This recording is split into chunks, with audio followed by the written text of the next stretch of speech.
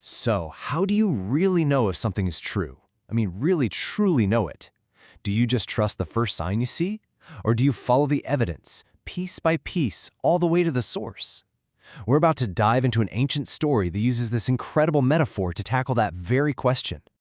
So here's the plan for our little journey.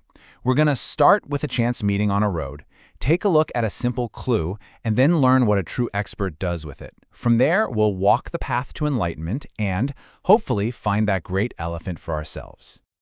All right, so picture this. We're on a dusty road near the ancient city of Savatthi, and it's here that a well-known Brahmin runs into a simple wanderer, kicking off a conversation that's way more profound than it first seems. So first up, we meet Jāṇussoṇi. This guy is a big deal, a respected religious leader, very influential. He's cruising along in his fancy chariot when he spots someone walking towards him. And, being a curious guy, he pulls over and asks, "Hey, where are you coming from?"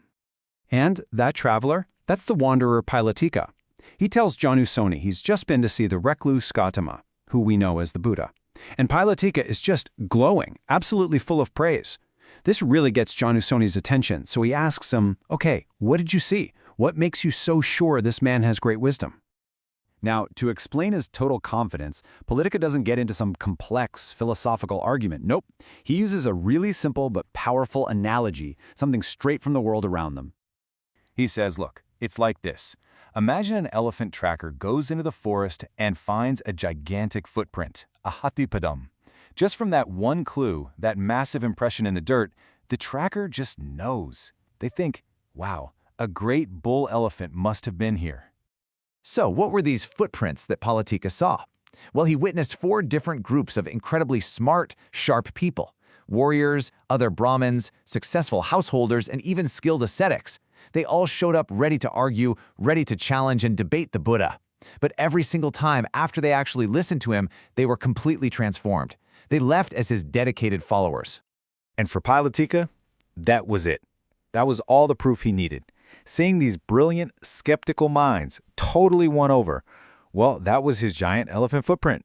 It was a sign so clear and powerful, it pointed to a truth he felt was just undeniable. But here's the kicker, right? Is one sign, even a big one, really enough? Jāṇussoṇi is fascinated by this. He thanks Pālatika, gets right down from his chariot, and makes a beeline to find the Buddha himself. He tells him the whole story, explaining Pālatika's reasoning about the elephant's footprint. Now the Buddha hears this and basically says, "Yeah, that's a decent start, but the simile isn't quite finished. A true expert tracker," he explains, "doesn't just stop there. They turn that simple clue into a much, much deeper investigation." And this is where we get our first big lesson.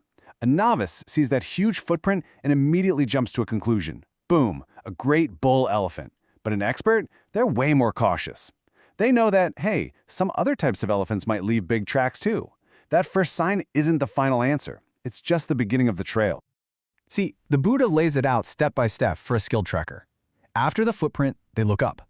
They notice scrapes way up on the tree trunks. Okay, that's a better sign.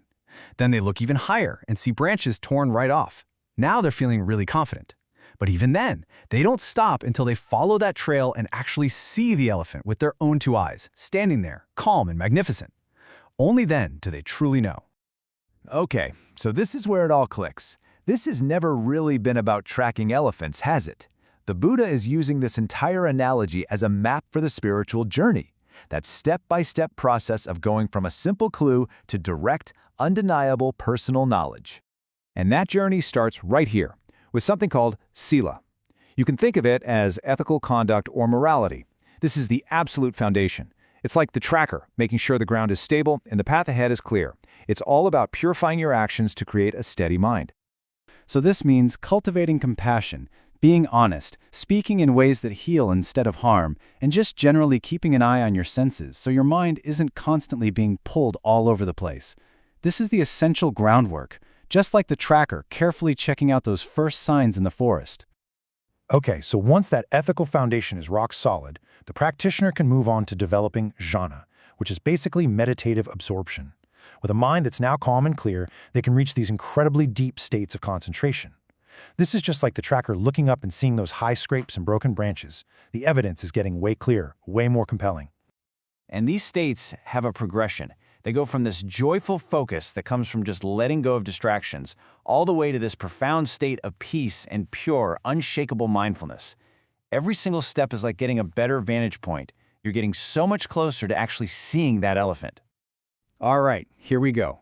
This is the final stage, the culmination of the whole path.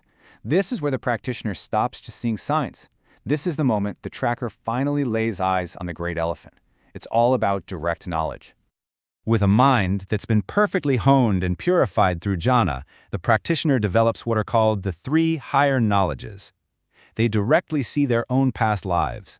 They understand the whole cosmic system of karma, and finally, they completely wipe out the deepest mental defilements, the asavas, by directly realizing the 4 noble truths. And that leads to this powerful declaration. This isn't a belief anymore. It's not a conclusion based on clues. It's a direct, undeniable, experienced certainty. The search is over. The practitioner hasn't just found the elephant, they've understood its very nature from the inside out. You can just imagine Jāṇussoṇi listening to all this logical, verifiable, step-by-step path. He's completely blown away. He says it's like the Buddha has set upright what was knocked over, made everything clear. He finally sees it's not about blind faith in one sign. It's an expert's path to real understanding. And that really brings it all back to us, doesn't it? In our own lives, we follow footprints all the time.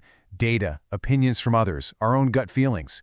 This story is asking us to become expert trackers. Are we jumping to conclusions based on the first thing we see, or are we patiently, carefully following the whole trail of evidence until we can see the truth for ourselves, clear, direct, and undeniable?